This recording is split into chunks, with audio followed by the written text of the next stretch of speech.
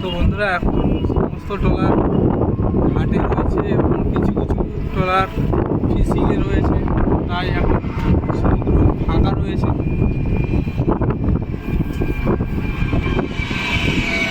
এটা রয়েছে নামখানা হাতানিয়া দোয়ানিয়া ব্রিজ, অর্থাৎ বকখালি যাওয়ার জন্য যে ব্রিজটা রয়েছে সেই ব্রিজ। তো তোমাদের বাড়ি কোথায় অবশ্যই কমেন্ট করে জানাও এই ভিডিওর মাধ্যমে।